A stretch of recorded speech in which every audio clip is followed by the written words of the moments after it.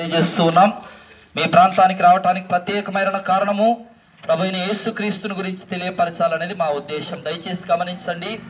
మానవులమైనటువంటి మనము అల్పాయుష్ను కలిగి 60-70 సంవత్సరములు ఈ లోకంలో జీవిస్తున్నటువంటి క్రమంలో మానవ జీవిత పరమార్థాన్ని, ఉద్దేశాన్ని మనం తెలుసుకోవాల్సినటువంటి బాధ్యత మనందరి పైన ఉంది.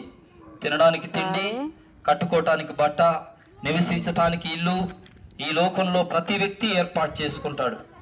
అయితే ఒక విషయం ఏంటంటే, లోకంలో మనం కట్టుకున్న ప్రతి గృహము కూడా ఒక 40 సంవత్సరాలు 30 సంవత్సరాలు మాత్రమే పనికొస్తుంది. మనం అర్థం చేసుకోవాల్సిన ఒక మాట ఏంటంటే, భౌతికంగా మనం నివసించటానికి మనం ఇల్లు కట్టుకున్నాం.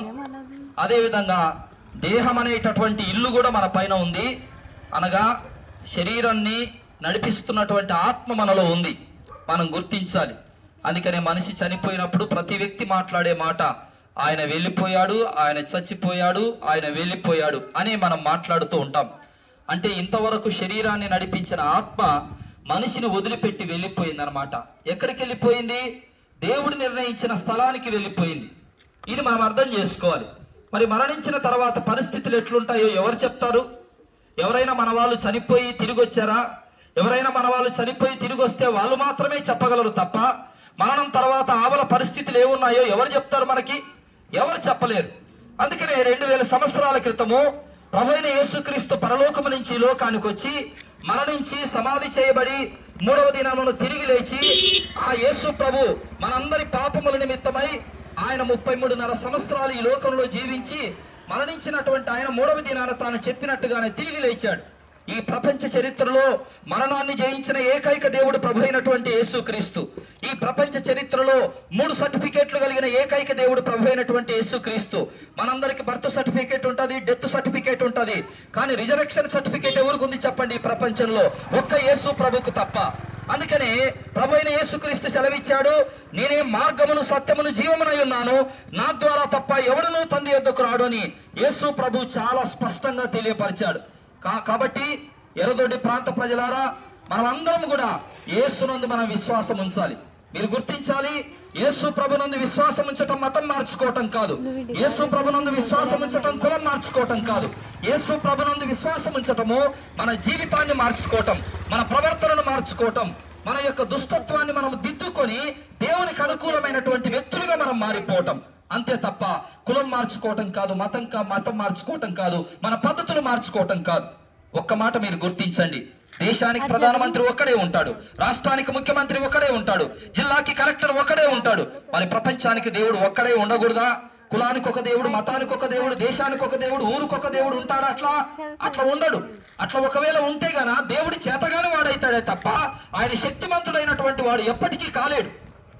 మనలాంటి ఒక మానవత్వం కలిగినటువంటి ఒక ప్రధానమంత్రి దేశాన్ని పరిపాలన చేస్తే, మనలాంటి మానవత్వం కలిగినటువంటి ఒక ముఖ్యమంత్రి ఒక ప్రాంతాన్ని పరిపాలన చేస్తే, సర్వశక్తిమంతుడైనటువంటి దేవుడు మనల్ని పరిపాలన చేయలేడా? ఇది మనం గుర్తించాలి ఖచ్చితంగా. కాబట్టి ప్రియులారా, గుర్తించండి, ఈ ప్రపంచానికి దేవుడు ఒక్కడు. ఈ ప్రపంచానికి సూర్యుడు మరి వెలుగునిస్తున్నటువంటి సూర్యుడు ఒక్కడై ఉన్నాడు, రాత్రి వేళ వెన్నెలనిచ్చేటటువంటి చంద్రుడు ఒక్కడై ఉన్నాడు, మనం నివసిస్తున్నటువంటి భూమి కూడా ఒక్కటైంది. మరి వస్తువులే ఒకటిగా ఉన్నప్పుడు మనందరికీ దేవుడు ఒక్కడే ఉండకూడదా? ఉండాలి ఖచ్చితంగా. కాబట్టి ఆ నిజ దేవుడు ఎవరు అన్నది తెలుసుకోవటము మనకు అత్యంత ప్రాముఖ్యమైనటువంటి విషయం. అందుకని యేసు ప్రభు ఈ మాట చెప్పాడు, దేవుడు లోకమును ఎంతో ప్రేమించెను, కాగా తన అద్వితీయ కుమారునిగా పుట్టిన వాని యందు విశ్వాసముంచు ప్రతి వాడు నశింపక నిత్య జీవము పొందునట్లు వారిని అనుగ్రహించనని బైబిల్ గ్రంథం సెలవిస్తుంది. మీరు గుర్తించాలి, మనం ఎన్నో కష్టపడతాం, పిల్లల్ని చదివించుకుంటాం, ఉద్యోగాలు వస్తాయి, గుర్తించారా? ఎన్నో డబ్బులు సంపాదిస్తాం, కానీ మానవుని అంతరంగంలో శాంతి, సమాధానము, నెమ్మది అనేటటువంటిది ఉండదు. ఈ ప్రపంచంలో అత్యంత ధనవంతుల్లో బిల్ గేట్స్ అనేటటువంటి ఆయన ఉన్నాడు.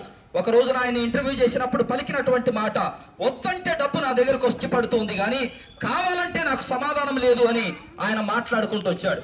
కాబట్టి మనందరి అంతరంగాలలో దేవుడు నివసిస్తే తప్ప మానవుని అంతరంగానికి శాంతి, సమాధానము, నెమ్మది రాదు.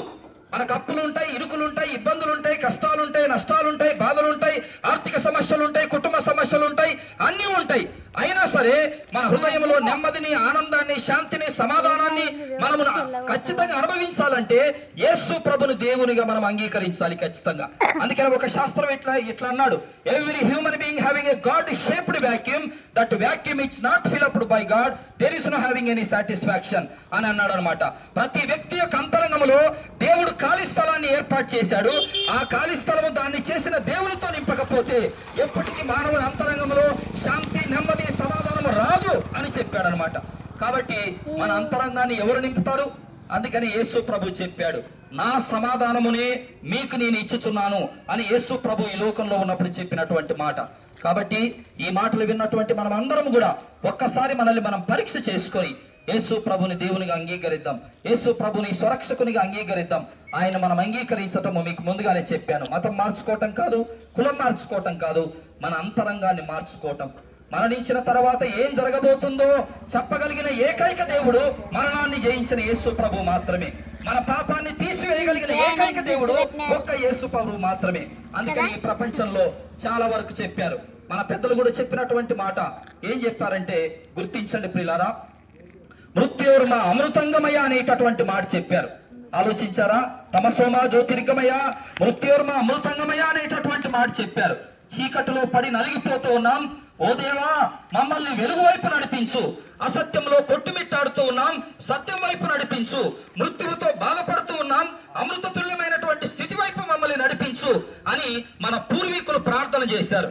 ఆ ప్రార్థనకు ఎవరు జవాబులు ఇస్తారు? ఇప్పటికి మన గుడుల్లో ఆ ప్రార్థన మనం పలుకుతూనే ఉన్నాం. ఆ ప్రార్థనకు జవాబు రాలేదా?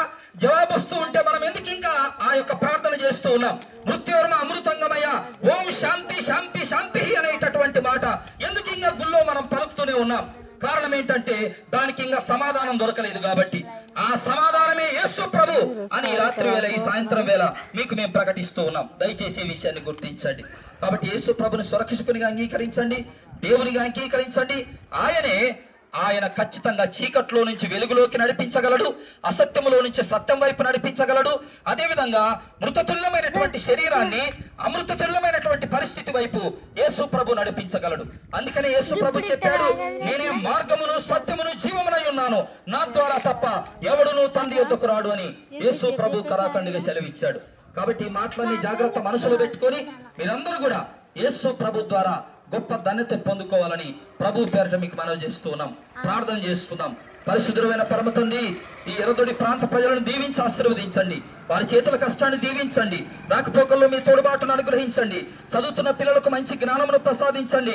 అదేవిధంగా 10th క్లాస్ ఎగ్జామ్ ముగించారు నాయన, నెక్స్ట్ ఇంటర్మీడియట్కి వెళ్ళడానికి కూడా కావలసినటువంటి మంచి ఆలోచన ఇచ్చి పిల్లలందరినీ ముందుకు నడిపించమని, ఈ ప్రాంత పెద్దలను దీవించమని, ఈ ప్రాంతంలో ఉన్న అధికారులను దీవించమని లోకరక్షకుడైన యేసునాథుని పేరట ఈ ప్రార్థనను సమర్పించి వేడుకొనిచున్నాం తండ్రి.